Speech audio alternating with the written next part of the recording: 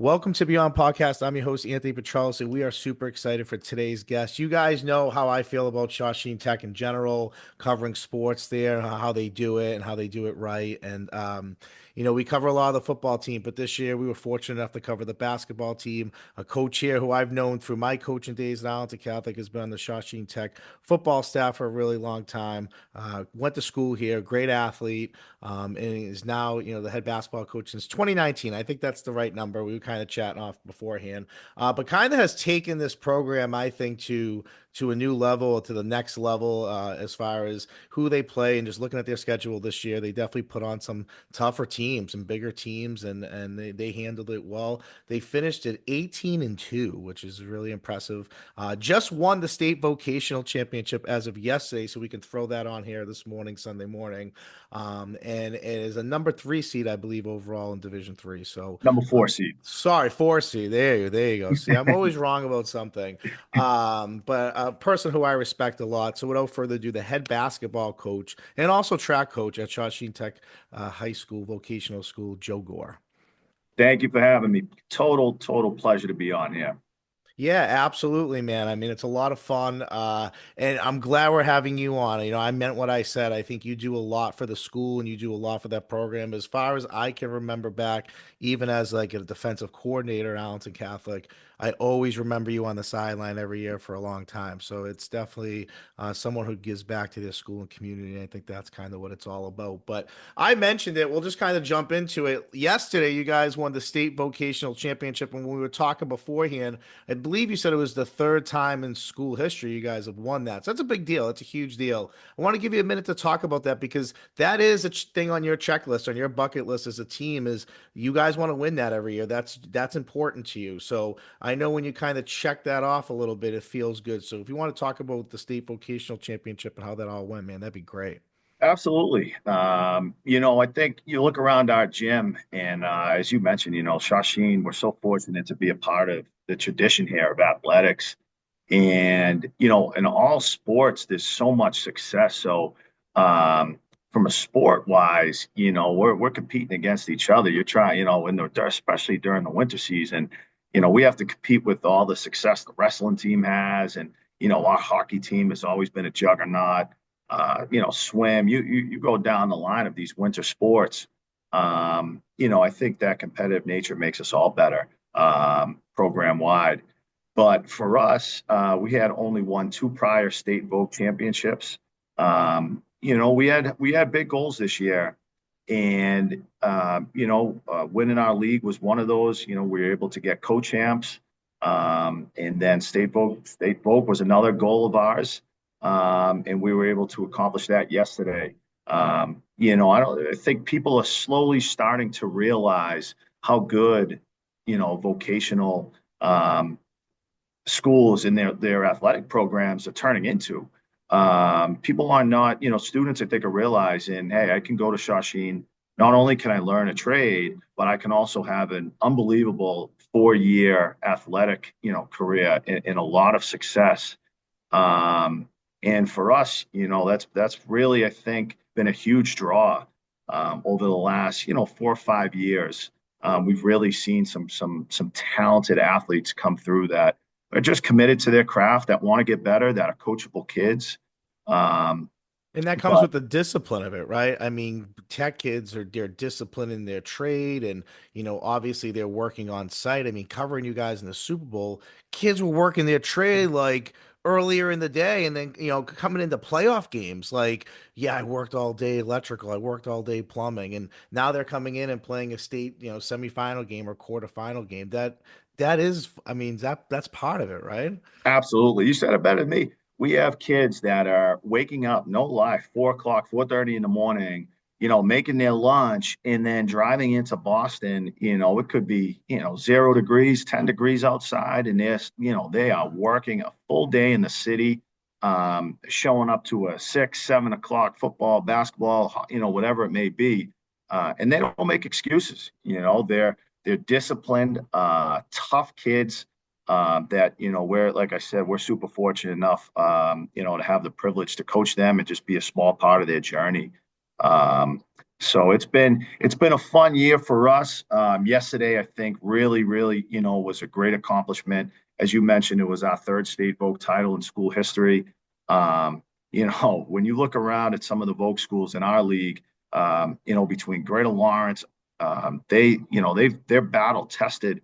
They played Malden Catholic this season, Billerica High School. Lynn Tech is, we were chatting before, just beat the number one team in D3. There are some, legit basketball programs, on the vocational side. And, for us to be able to win that championship, really, it's not something we take lightly. So super proud of all the kids on our team that, we're able to accomplish that. Yeah, I mean, you mentioned your team. We'll kind of jump into your team a little bit. I mean, I had these guys on the podcast probably about 3 weeks ago or so. Polite kids, very respectful of the program, very, spoke very highly of you as a leader, as a coach, and why they chose to come to school there. For you, talk about it, because what's interesting, and I don't know how common this is in basketball. It's the first time I've at least seen it doing beyond, at least paying attention to it. You had 2,000 point scorers this year that hit that milestone. And that's a milestone that, you kind of maybe see every so often in a program that a player has. But to have two kids, same team, same year, kind of hit that, a game or two apart, so pretty balanced as far as that goes. I mean, talk about that for your program and just the type of athletes that you guys got there. Yeah, it's special. It's really special. As I mentioned, being a part of being able to witness that history is just amazing. Frank and Matt are two kids. They are just basketball diehards. They sleep it, they live it, and it's by no surprise. I mean, the work ethic of those two is really second to none. When it comes to basketball. So. They are the fourth and fifth boys to reach that milestone, Wow. which is really special. Um, but like I said, it's by no surprise. I think the really cool thing about Frank and Matt, there's no jealousy. Sometimes you kind of battle out of who's going to get the shine, who's going to get more credit. Those two guys are best of friends, and they've been that way since freshman sophomore year. I think that's what's been so fun about coaching the two of them. Is I mean, they light up when they see each other, succeeding or whatever it may be. That is really special, and that's not easy to come by at that age. It's easy to be a little jealous, to kind of have your ego maybe take a hit. But those two guys, they feed off each other. They're best of friends on and off the court. I think truly believe that's a huge part of why we're able to have so much success when you got those two guys connecting on all cylinders on the court. So. I mean, that also kind of goes back to speaking about the type of athlete that you guys get. I mean, you have kids that are also disciplined, but also like unselfish, right? And I think that all kind of ties in with the whole aura of the school, just from the programs we covered. I mean, you guys winning that, have a number four rank, 18-2. Your football team won a state championship. Your wrestling team was just Division 1 champions. You mentioned you guys are pretty loaded at hockey. I mean, that just it shows. Like, I think it goes both ways. I think it speaks to the athlete. Obviously, it speaks to the coaching that also goes on there. And guys like you, I mean, this leads into kind of what I think is funny whenever I have coaches on here that went to coach where they went to high school.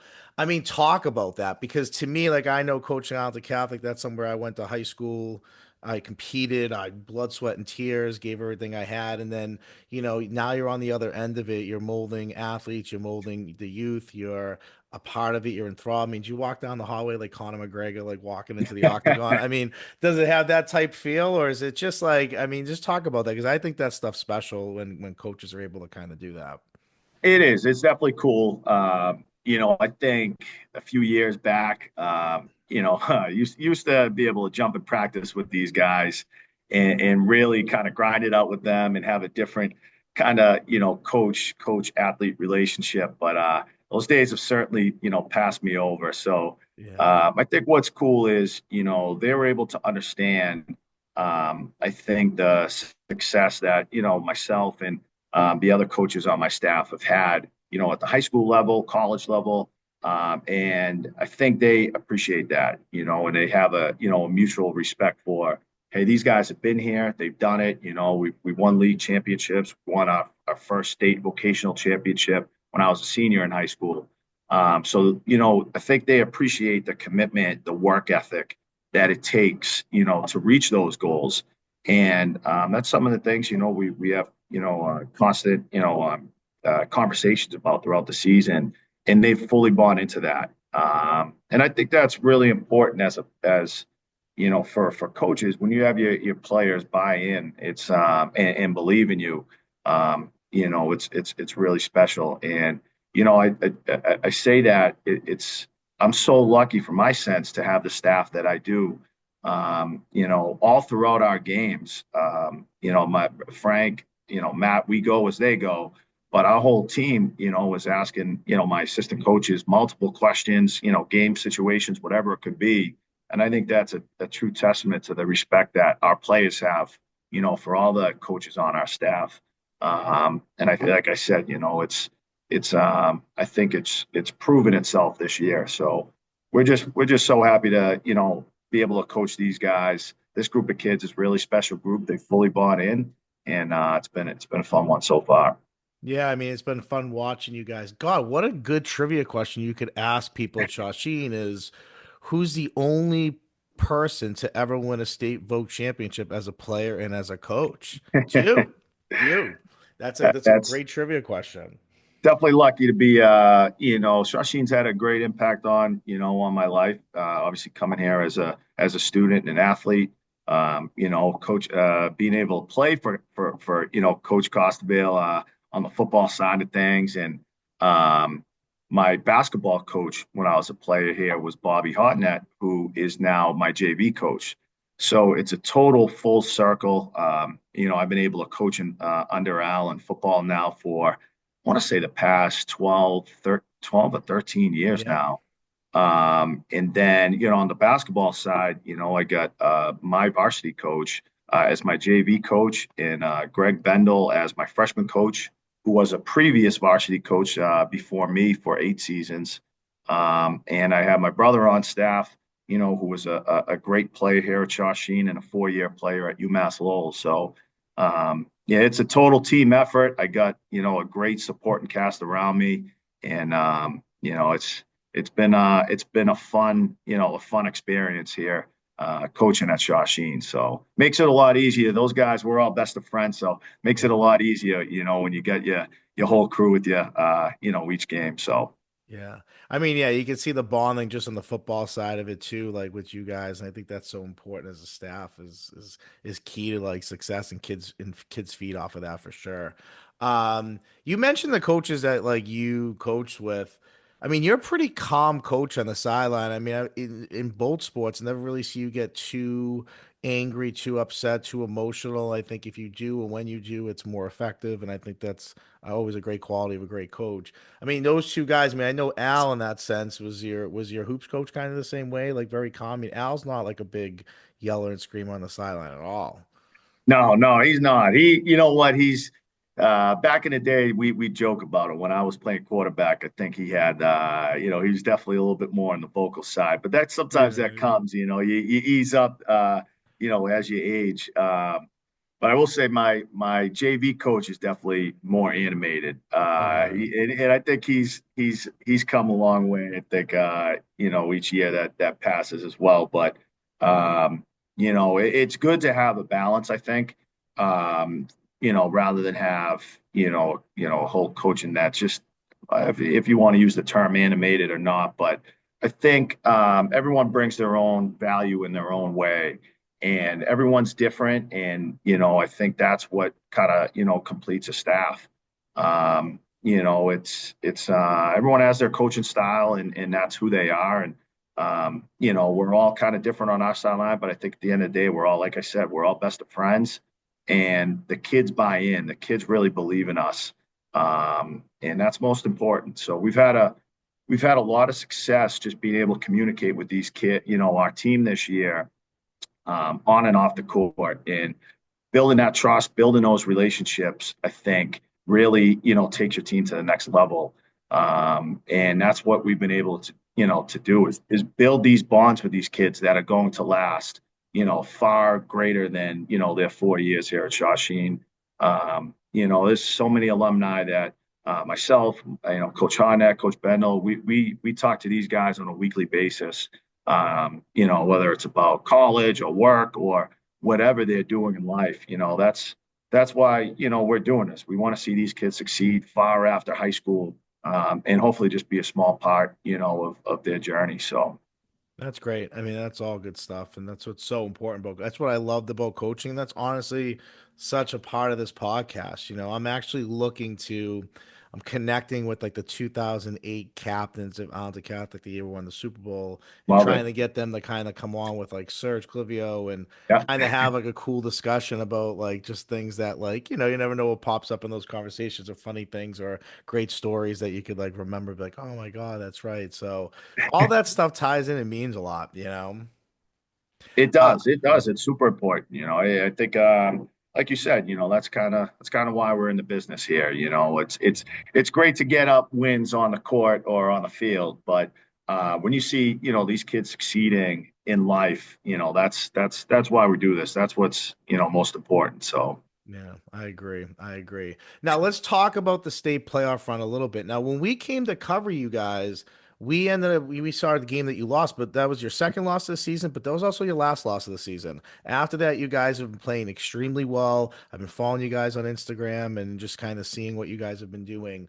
What has changed over from maybe when we saw you? And it was a great game. I mean, the game was like, overtime. I mean, an incredible game.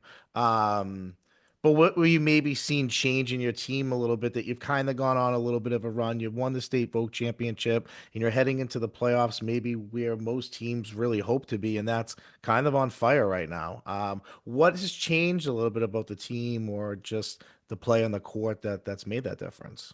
yeah, definitely. I think, tough loss like that, league loss with Lynn. First of all, it's a very good team. They were good. Craig, they're going to make a legit run in D4.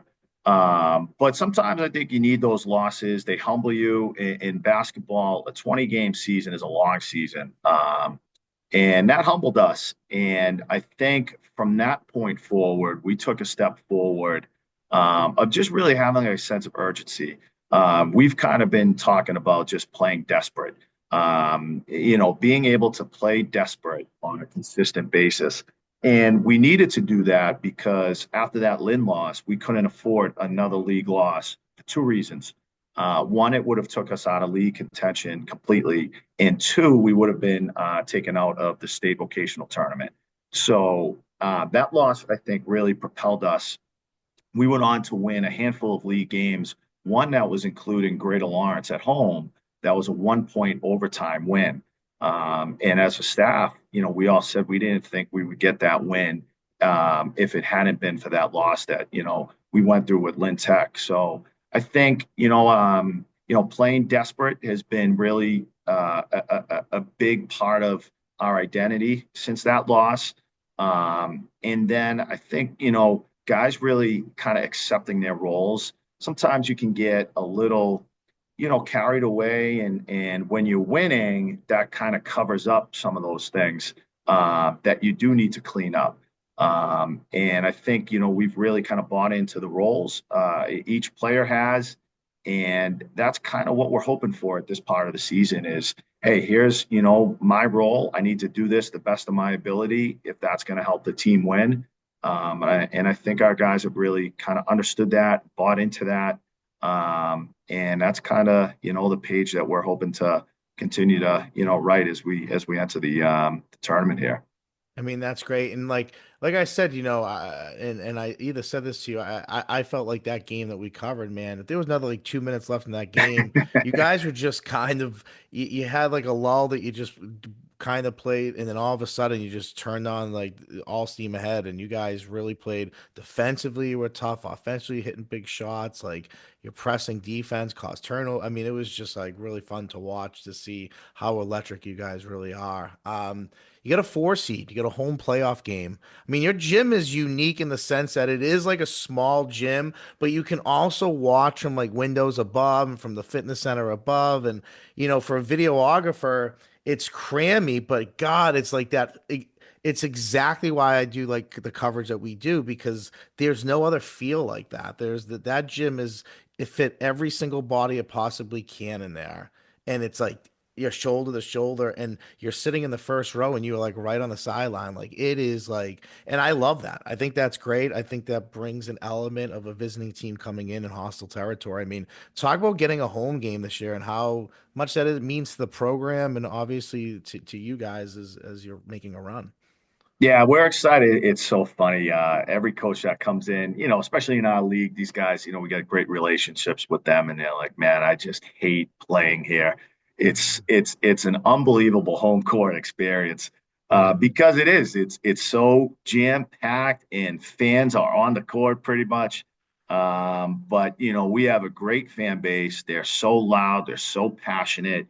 And when we pack that thing, it is a tremendous advantage that you earn, getting home court. So we're really excited. We think, playing on our home court was a huge part of why we were able to win the state vote championship yesterday versus Greater Lawrence. So one thing, since the power rating system came out, we've actually never won a round of 32 playoff game. So, Wow. um, so obviously that's been 5 or 6 years now, I think, since the play statewide format came into play. But we can't take anyone lightly. I think everyone at this stage of the game is a good team. They've made it this far for a reason, and we're hoping to hopefully home court can help us break that next hurdle of getting past around the 32. So Yeah, I mean that's great. So there's a lot of like boxes to check here as far as program stuff goes that you guys have put on this list to hear that now and to hear like man, there's a lot with this first game. Period. Like as far as the yes. program goes and taking steps forward, it's big. It's a big game for your program. So that's awesome. Talk about the rest of what you see. I mean, now your league, like, are you guys?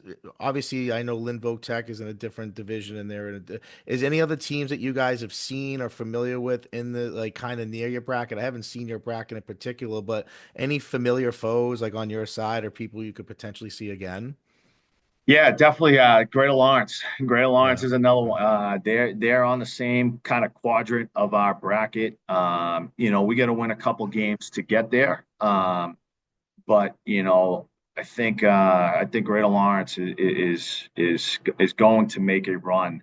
So if we're able to do the same, there's a very good chance we could see them, which is really good. We're hoping everyone from our league, the CAC. It doesn't often get a good rep in sports, but in basketball, I'll tell you, you don't have a night off. Yeah. It's really come a long way over the last few years, and credit to the coaches in our league. We've really talked at our meetings to try to go out and schedule those tough non-league opponents in the MVC, in the Middlesex League, Cape Ann League. We've done that as a whole, and a lot of us have had great success. Um, and I think that shows in the power ratings, where we are as a league, power rated wise, to some of those teams in those traditional, powerhouse conferences. So, Greater Lawrence is in our quadrant, but we got to take one game at a time, and if we see them again, we're in great shape. So. Yeah, yeah. That's so interesting. So when I was gonna ask you about making your non-league schedule. So as a league, is it, and if I misinterpret this, tell me. So as a league, you guys kind of sit and maybe look at the power ratings and say, where could we play potentially games in different conferences, or is that something you and your staff just kind of decided? So we do that as a staff, but Yeah. we do talk, at our league meetings about understanding who you play plays a major component in the power ratings. Right now it's a formula made up of pretty much your margin of victory and then your opponent rating. So if we schedule down and we play teams that aren't that good, or having an off year, that's only going to impact our entire league because when we Mm, play them, they might schedule up, but now their rating's going to get pulled down because of our opponent rating. we've made a commitment. We try to make that commitment as a league of, hey, in order to take this league to the next level, we all have to buy in together, try to schedule up. And a lot of our teams have done that. Greater Lawrence, Lowell Catholic, ourselves, we've branched out, and we've had really good success, doing so. And I think that's a goal we're hopefully, could continue to make. In this format, which I think has proven to be pretty successful, the MI statewide tournament, you have to schedule, and you'll get exposed if you don't. So we're never of the, run and hide team. That's not who we are. We're trying to follow the late great Coach Dunny. He never backed down from anyone. And I think all of us in the athletic, department here, we took a page out of his notebook. And in order to be the best, you got to beat the best. So that's what we're trying to do. I mean, that's great motto. I mean, God, when we used to play you guys in football, we used to always measure how tough we were Yeah. the first game of the season against you guys, especially when we played at your place on a Saturday afternoon when it was like 90 degrees, like Yes, at I the remember beginning of the that. summer, right? So like that was how we measured our team's toughness. So to kind of hear that, like, yeah, anytime, any place, anywhere type mentality, like that's exactly like how I used to think of you guys, like that measured how tough we were. So it's funny to hear that confirmed a little bit. Um, that's great. And so the other thing I'll ask you as an alumnus here is your colors. Like I think your colors are phenomenal. You walk into that gym and you see the gym floor, it's just sharp.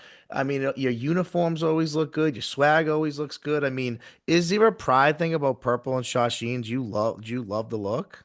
Absolutely. I'm a huge fan of it. I would say somewhere right around the time, I graduated back in '08, we took the turn to kind of make it more black and purple.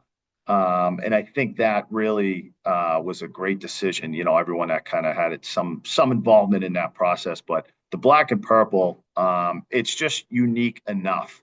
And I think our kids love it. We love it as a staff. It's really just different, and I think anytime people in this area at all see those colors, they know instantly that's Shawsheen. And that's credit to all the success, our athletic teams have had here. So I'm a huge fan.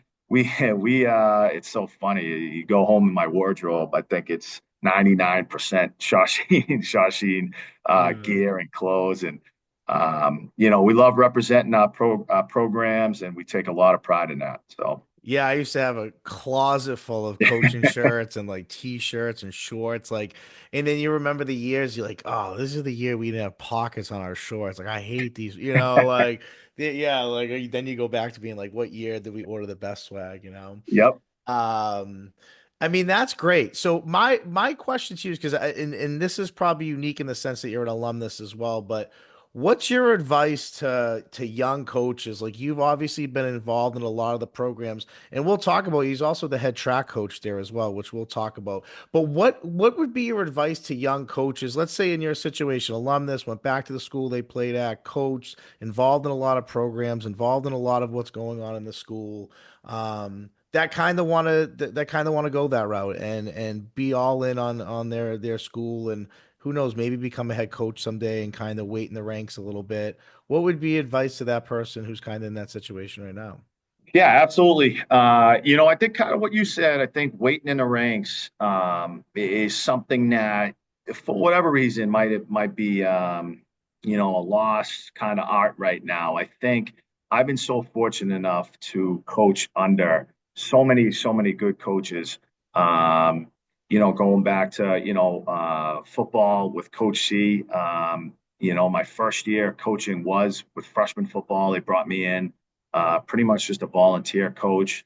Um, that following school year, Jay Tilsley brought me on as an assistant track coach. And then, I was able to get in the basketball program shortly thereafter, under, Coach Hardnett and Coach Bendel. So it takes some time. I think for those young coaches, putting in the time is the big thing, and just staying patient and ultimately staying hungry. Everyone wants to be a head coach, but I don't think they always understand what comes with that. There's a lot of other things other than coaching. I think when you're, a sub-varsity coach or an assistant coach, you're able to just coach. Right. When become a head coach, there's a lot of other things that do come with it. And I think, for those young coaches, just absorbing everything you can, staying patient, staying hungry, doing all the dirty work, that pays off big time. That pays off because it's easy to just kind of, dip your toes in 1 or 2 years and then, hey, I'm ready, start jumping around and obviously to each their own.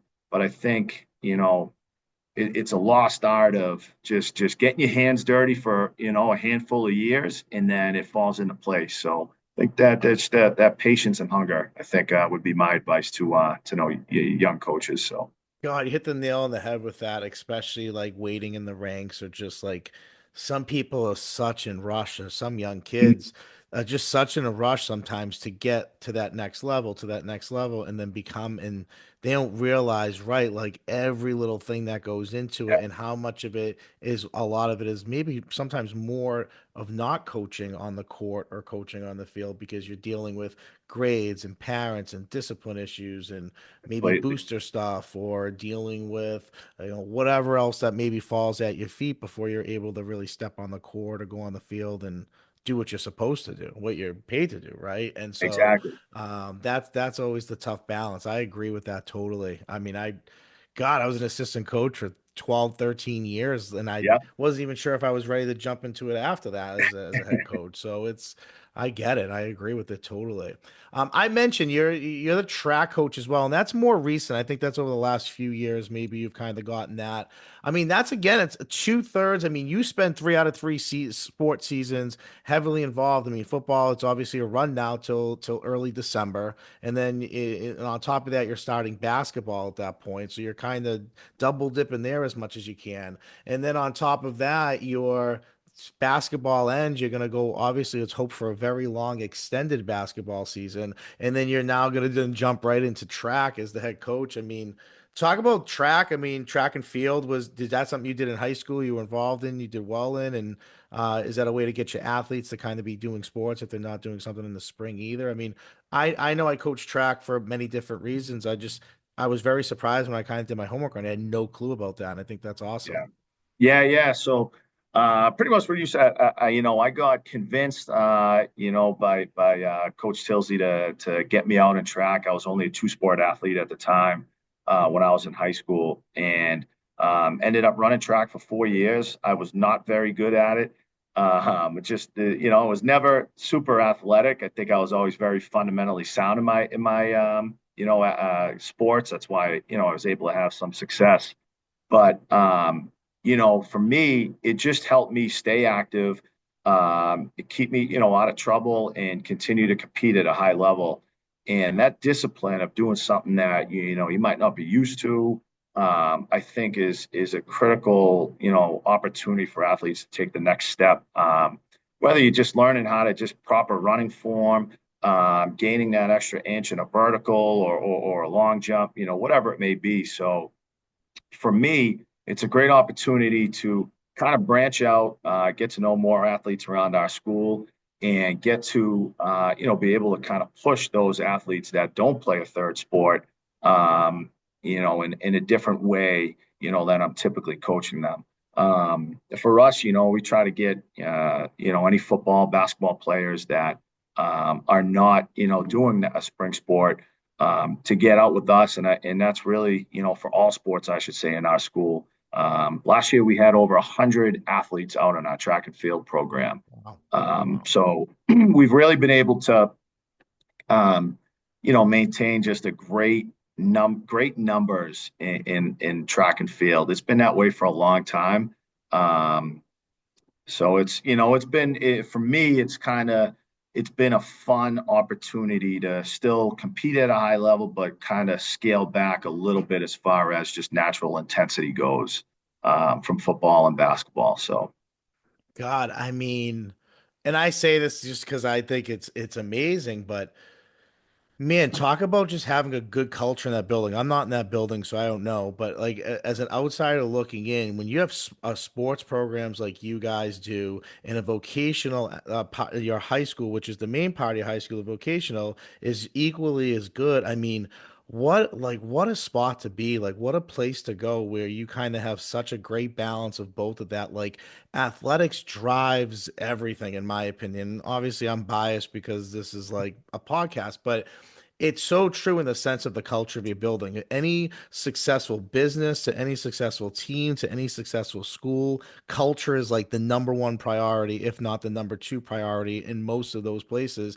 And that's so important. And sports drives that because that makes people go to the games and attends, the town comes and people have more interest and the staff comes. And when you make runs and you go to state and you're hosting games, I mean, God, that's like so good for your school. That's just like, I mean, that's just listening to you and then just hearing the success and obviously you coaching, like having guys like you and that coach there that are coaching there year round to mold these athletes and just good, not just from the athletic standpoint, but just for like a person standpoint and people and making the right decisions or guiding them to make a decision on their own, but not necessarily always making it for them or helping them make it right. And so I just think that you guys do a great job there. I just had to say that because of just like hearing like Thank you. over a Thank you. hundred kids, like that's wild. I mean, that's Yeah. wild for a track team, you Yeah, know? we have I want to say there's over 550, pretty much almost half, just under half our student population is involved in athletics. It's an amazing number. I think there's 21 or 22 varsity sports at Shawsheen,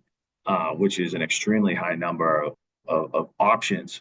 And I think, for kids that come here, they might have some friends from their town, but athletics is a great opportunity to make friends and find a home. And you get absorbed into it real quickly of how competitive our athletics are. So I think it's a win-win. We've really been able to, like I say, mentioned before, branch out. I think over the years, we've built a reputation of being able to compete against our district towns in sports. And I think that's when we really kind of turn the page of, the athletes that we're getting. Um, and it's super fun to just be a part of the whole process and see the growth that our sports teams have really took the last handful of years. And yesterday alone, was a really special day for us. Wrestling team goes out and wins their first ever Right. Division I state championship. Ourselves in boys hockey win a state vocational championship.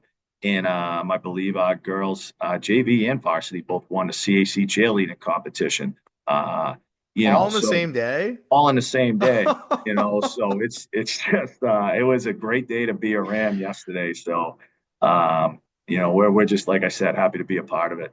Yeah, I mean, God, yeah, I mean, hopefully it's valued. I mean, God, because that is Yeah, a beacon of light for the school.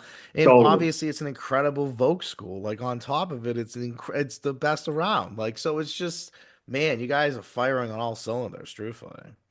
Appreciate it. We're like I said, we got a great group of kids in this school that buy into the coaches and their teammates. So when you got that, that makes our job, as you know, that makes our job a whole lot easier. Yeah. So Absolutely. Last thing we'll talk about is the game this Friday night. Beyond will be there. We're excited to be there. You guys for your home playoff game. Who do you got? What do you know about your opponent a little bit? Let's hear about Friday night's matchup. yeah, so we will have the winner of Worcester Tech and Norton. We've actually played Worcester Tech twice this season, so we were Wow. able to win both games, but both very competitive. If I remember correct, I think both wins were right around the 8 to 10 point mark. They are an extremely well coached team. Years back, just before the power rankings, they won, I believe it was a Division IV state championship. Wow. So they got some really good tradition there. They have a 6'7", 6'6", 6'7" player who's a senior, who will definitely be a college basketball player. They got some tough pieces, and like I said, very well coached. So I don't know much about Norton just yet. We're going to dive into that. They play Tuesday nights, so we'll dive into that, over the next couple of days here. Um, but whoever it is, Norton, or if it's Worcester Tech, beating the team 3 times is not easy. I don't care, who they are. So, Yeah. as I mentioned to you, for us, this is a big one. We're trying to get those check boxes. We've never won a round of a 32 games, so we're going to be hungry. We're staying hungry, and we're super excited that that's going to be on our home court. So Yeah, we're excited to be there, excited to see it all, and yeah, it'll be a lot of fun. So, Joe, I appreciate you coming on the podcast today. This was great. Again, the success that you've had as a mentor to these athletes, as a coach to these athletes, to hear your athletes who came on here and talked about you. You got something brewing in your basketball program right now, and it's firing on all cylinders. And you're playing the best basketball you've been playing all season at the very right time. So, it's going to be fun to watch you guys for sure. So again, thanks for taking the time to come on here, and good luck this week as you guys begin the kind of prep for your state championship run. appreciate you having me, and big shout out to you guys beyond podcast. Everything you guys do to promote student athletes, across the state. For us, we can't thank you enough, and for being a part of our journey as well. Always a pleasure catching up with you, buddy. Yeah, same. Thank you so much. And again, good luck. We'll be there Friday night. Let's Um, go. and for the rest of you guys, again, tune in this week. We got a couple announcements we're making, a couple fun things we have going on this week, couple invites to things that we'll be sharing on Instagram. So check it out. But again, I'm Anthony Petrellis, your host. Till next time.